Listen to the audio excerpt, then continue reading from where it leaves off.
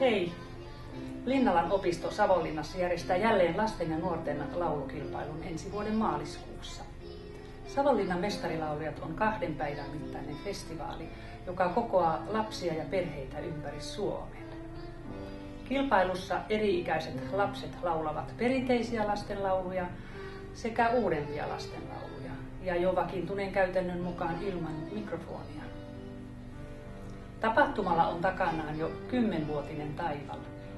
Tämä on paras osoitus siitä, että lastenlaululla on edelleen paikka ihmisten sydämissä.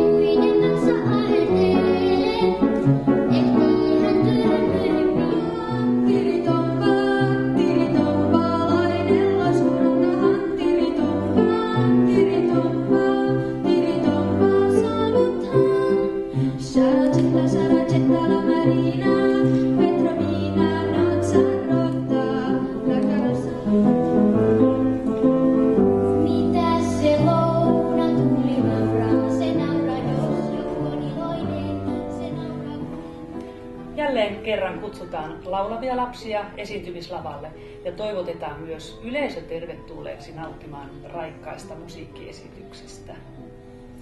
Iloisiin tapaamisiin lastenlaulukilpailun merkeissä Savonlinnassa ensi maaliskuussa. Tarkemmat tiedot tapahtumasta löydät www.savonlinnanmestarilaulajat.fi.